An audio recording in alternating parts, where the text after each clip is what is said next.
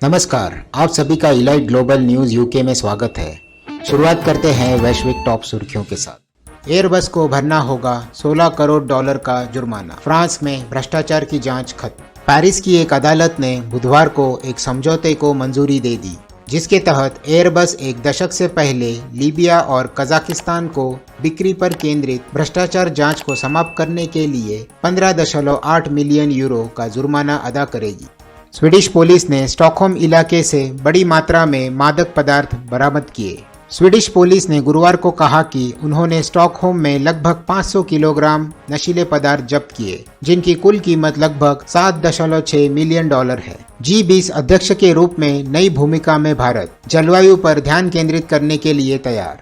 स्वच्छ ऊर्जा में परिवर्तन, देशों के लिए स्थायी जीवन और गर्म होती दुनिया के प्रभावों से निपटने के कुछ प्रमुख क्षेत्र हैं जिन पर भारत ध्यान केंद्रित करेगा। कुछ का कहना है कि भारत अपनी नई स्थिति का उपयोग अपने जलवायु साख को बढ़ावा देने के लिए करेगा और औद्योगिक राष्ट्रों और विकसशील देशों के हितों के बीच एक पुल के रूप में कार्य करेगा। स्विट्जरलैंड का कहना है कि उसे रूसी संपत्ति में $48.5 बिलियन का पता है। स्विस अधिकारियों ने गुरुवार को कहा कि उन्हें अल्पाइन देश में रूसी नागरिकों और संस्थाओं की संपत्ति में $48.5 बिलियन की सूचना दी गई है।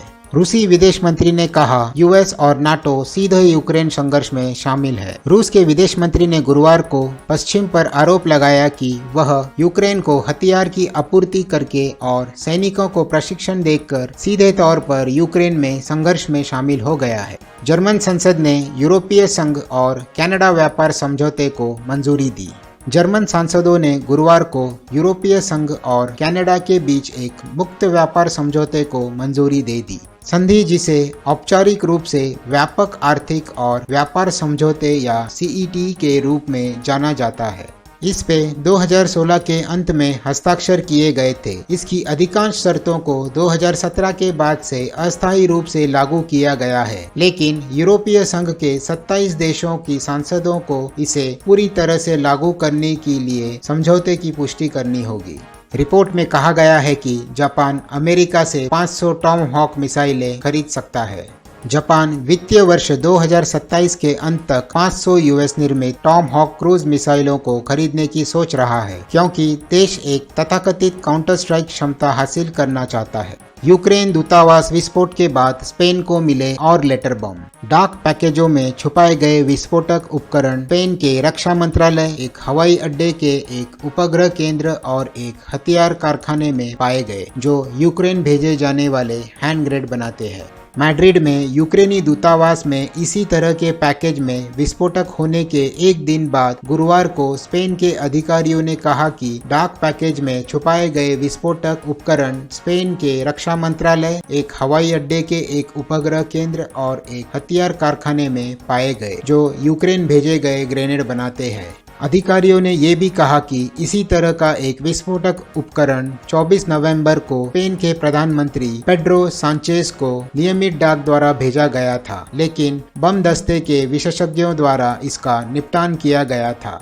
पत्र बमों की श्रृंखला के बीच प्रधानमंत्री को निशाना बनाते हुए स्पेन ने सुरक्षा बढ़ा दी है। विश्व बैंक का कहना है कि भारत प्रेषण में रिकॉर्ड $100 अरब का माइलस्टोन हासिल करने के ट्रैक पर है।